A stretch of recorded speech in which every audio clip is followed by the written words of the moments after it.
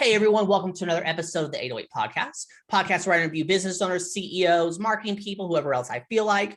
4 questions in 8 minutes and 8 seconds because 808 looks like Bob. Here we go. Question number 1 in a couple sentences. Tell me who you are and what do you do? Yeah, sure. Thank you so much for having me. First off, my name is Barb Hare. I'm in Denver, Colorado. I am a coach, a consultant, a leadership development trainer. I help organizations and individuals thrive in the face of massive change. And the way I'm looking at it, increasing change and complexity is a fact of life. Many circumstances we cannot control, but how we face that change and complexity is something we can control. And so I do this work because I think every person is showing up doing their best, but we can all take personal responsibility for doing even better. I have 26 years experience doing this work. And I think what sets me apart is my unique combination of education. I was also a business consultant for a long time. I do organization development, leadership. I do coaching. I'm on the faculty for a coach training organization. I have a lot of tools and assessments, curriculum, including Brene Brown's Dare to Lead work, coactive coaching, coactive training institutes, coach training curriculum, and my own navigating change workshop. So really passionate about bringing clarity, action, and compassion to make substantial and impactful change. Love it, Barb. Question number 2, what advice do you want to share? Go. Okay, so I want to talk to you about changing your perspective. At the end of the day, mindset is everything. Your success in your role depends on you becoming clear about how you're looking at things, the stories you're telling yourself. And so I have a 4-part process to help you identify and change your perspective. So think about your work, relationships, life. Have you ever felt stress, disappointment, self-doubt? For all of us have, right? We've gotten stuck. And really that'll start to affect us over time if we don't do something about it. And when you change your perspective, it allows you to tap into some new creative energy and shift and be more productive and positive about the work that you're doing. So it really allows you to embrace your full perspective and navigate change. So here's the process. First of all, you've got to identify the topic and separate it from the emotion. So here's the thing I'm hearing. A lot of leaders are concerned about how we're going to get people back to work in person. So many of us are working from home, but there's a lot of feelings and emotions around going back to work. For example, I have a training in person in Kansas coming up, and I'm having a lot of feelings about that. But I wanted to say the training, in-person training, is a neutral topic. So separate the topic from the emotion. Next, describe your current perspective. So the second step is really owning some of the frustration, anger, or sort of what I'd call the negative feelings. You don't have to call them negative. You just have to name them. And I'm a little wishing I didn't have to do this. Like I kind of enjoy being on a Zoom screen because I can, walk from my bedroom or kitchen up to my, my office is right here. So I'm having some feelings, a little bit of anxiety. I'm having a little bit of, a little frustration, anger, like why can't it just stay the same? So you got to own that current perspective and kind of the negative emotions to go with it. But here comes the fun part. The third step is getting creative and rewiring your neural network to be more playful with it.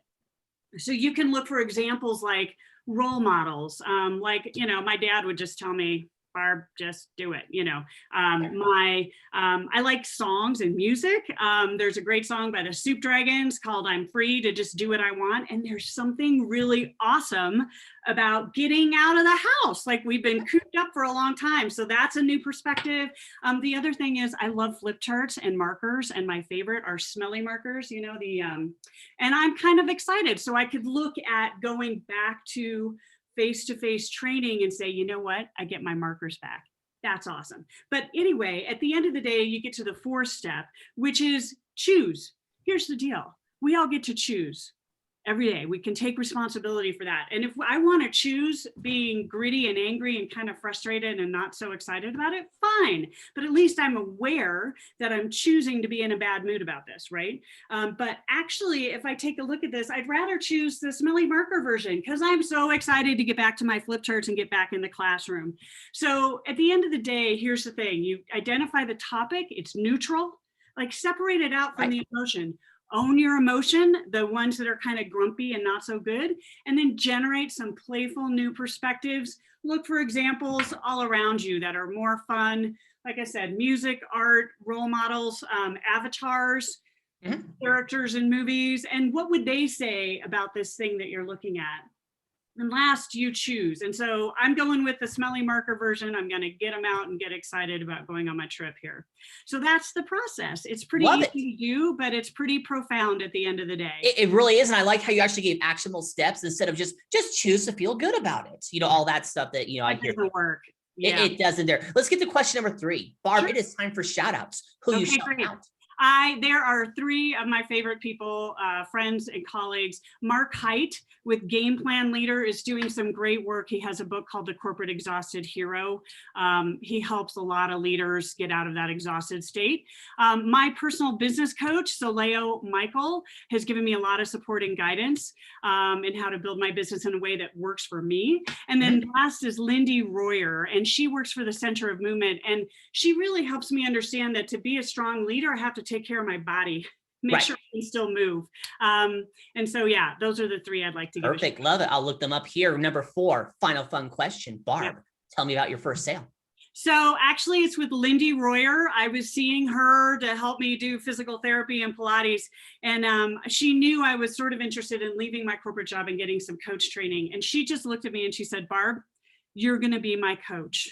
I know you haven't gone to training yet, but I need you. And we're going to set this up and do a trade. And you're going to coach me. And I'm going to help you with your, movement. And we're going to get this done. And I wasn't even ready. I was like, how do you see me as a coach? I haven't even done the training yet. So it was pretty cool to be claimed. And my first sale really was somebody selling to me. Love it. That is a wonderful story there. So now you have 1 minute and 34 seconds left. So hold on. I got to tell you what you can do, because you can do some promo time. You can ask me a question. You can talk about the weather, whatever you want, or since the best know when to be concise and when to end early, we end early. Go for it. Awesome. Well, I'd love to just say that for those of you who are really stepping into some big things with your leadership, the Brene Brown Dare to Lead book and the workshops that I've run, it's done some really great stuff to transform leadership and lives, and the leading change, navigating change workshops that I have, I love. And a big shout out to coactive coaching. I think every leader needs to have that competency. So that's just me for a second, but I do have a question for you. And that is, what are you hearing on the streets today? Like, what are people concerned about or excited about from your point of view? I think the biggest thing I'm hearing is having to rechange how sales are done. Basically, how do you get people through the funnel there? Because I don't know about you, but I'm still getting and it's even increased more recently, is hi, would love to connect with you on your LinkedIn, Facebook, whatever it is. I understand you do XYZ. Great. Then how, that part there, how can I help you type thing? And that's just right now is because the cookie cutter is so big, you got to find a way to make yourself unique in the sales industry or else you're going to be in trouble. Absolutely. And, I think that actually comes back to coaching. You've got to really know who you are and what you stand for and what makes you unique. And when you do that, I think you attract people that then you can have a good relationship with. And then we're done. We are done. That's the 8 minutes and 8 seconds. You pulled it off, Barb. 4 questions at 8 minutes and 8 seconds. Why is it 8 minutes and 8 seconds? Because 808 looks like Bob. Love it. Love it there. Your website. Say it real quick. It is Kinetic Clarity. Look me up. Perfect. It's in the description. It's magic. Barb, thank you so much for being on. Tip of the hat to you. Okay. Take care. You're welcome. And for everyone else watching or listening, I am legally required to tell you to like, share, comment, subscribe, thumbs up, ring the bell, whatever the heck this social media network tells you to do. You all have a good day. Now talk to you later. Bye.